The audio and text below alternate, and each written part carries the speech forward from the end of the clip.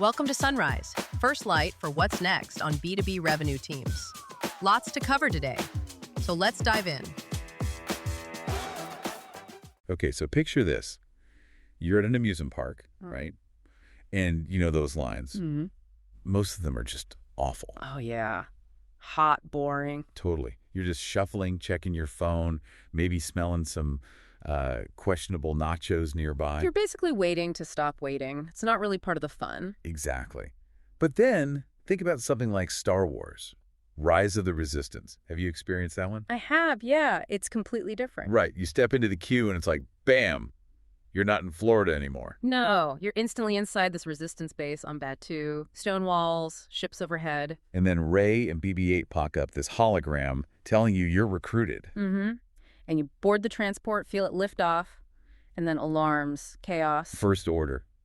You're intercepted, Mm-hmm. and the doors open. What? And you're just standing inside this massive Star Destroyer. Stormtroopers marching, TIE fighters outside. It's incredible. And you haven't even technically gotten on the ride vehicle yet. Exactly. You've been in line, what, maybe 20 minutes? Yeah. But you're not bored. You're thinking, Yeah. okay, how do we get out of this? Right.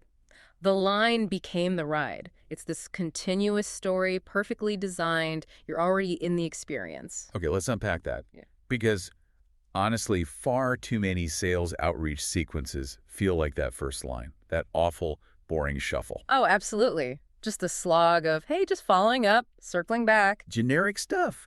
And the data really backs up why this needs to change, doesn't it? It does. The Bridge Group SDR report, year after year, it shows the number of touches needed for a meeting keeps going up. We're talking 10, maybe even 15 touches now. 10 to 15. Wow. So that means most of the actual potential, the real pipeline, it's hidden somewhere between like touch 5 and touch 10. That's exactly it. Reps who bail out at touch 5, they're missing a huge chunk of opportunities. So the real question isn't should we do 10 touches? It's, well, how do you make those 10 touches good? How do you make them engaging, not annoying? Yeah, and it's fascinating why teams often don't make it past touch 5. There are sort of 4 main reasons we see. Okay. Well, first, personalization just tanks after touch 2. You know, the rep either runs out of ideas or maybe the initial research wasn't deep enough. Right. The first one's easy. The second is okay then. Nothing. Exactly. Second, the channel mix just collapses. It ends up being maybe 3 actual attempts, a call, an email, maybe LinkedIn, and then just like 7 automated emails that frankly nobody reads. Just inbox clutter. Makes sense. Third, the system often just isn't built for it. Think about it. Poor CRM hygiene, maybe no good content library to pull from, no dedicated research time blocked out. Lack of manager support for that time, probably. That too. And fourth, honestly, belief runs out. The stats are clear. Like 80% of sales need 5 or more follow-ups. But what percentage of reps actually do it? It's tiny. Something like only 8% follow-up more than 5 times. There's this huge gap between 5 and 10 touches where deals live, but reps just stop believing it'll work, so they stop. Okay, so that's the problem. How do the best teams solve this? They treat it like that Rise of the Resistance journey, right? A narrative arc. Precisely. They design sequences like campaigns with a story. Let's break it down. Act 1, recognition. That's maybe touches 1 to 3. Okay, recognition. What's the goal here? The goal is for the prospect to think, hang on, this person actually sees me.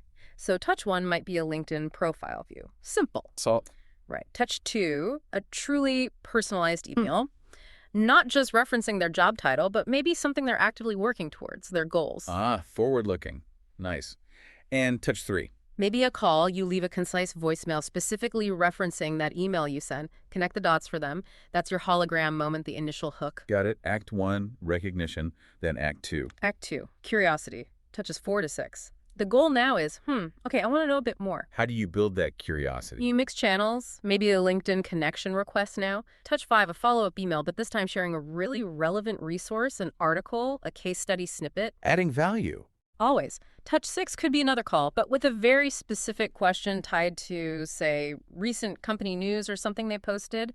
Show you're paying attention. This is like boarding the transport. Things are starting to move. Okay. Recognition, curiosity. Yeah. Then Act 3 must be where the pressure builds. Exactly. Act 3, momentum, touches 7 to 9. The goal, okay, I probably should take this seriously. This is where you need to stand out. More emails? Maybe touch 7 could be a short, valuable LinkedIn message, but touch 8, this is key, maybe a hyper-relevant short video email, like 2 minutes max.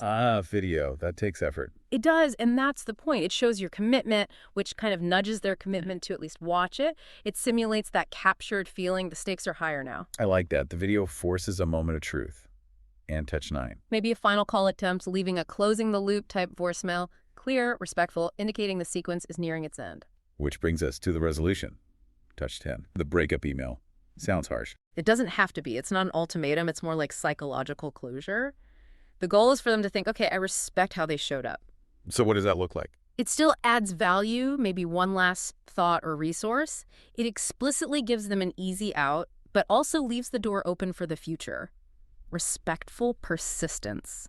And look, if you've done the first 9 touches well, mixing calls and real personalization, engagement will be higher. Cold calling alone, when mixed in, nearly doubles reply rates, according to some studies. So tying it all back to that Star Wars ride, touch 1 isn't just an email.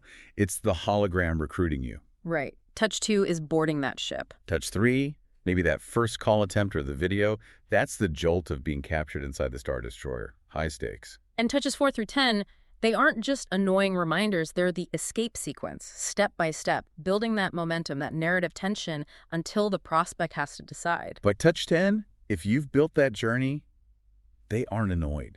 They might actually be ready to talk because they've been part of something interesting. It's architecture, not just random activity. 10 touches is hard, no doubt. That's why most teams struggle. But the best ones succeed because they build that compelling journey. So the final thought for everyone listening. Look at your current sequence. Is it just designed for compliance, ticking boxes? Or is it actually architected for engagement? Which story are you telling? And which character are you asking your prospect to play? The bored person in the lousy line or the recruited hero on an adventure?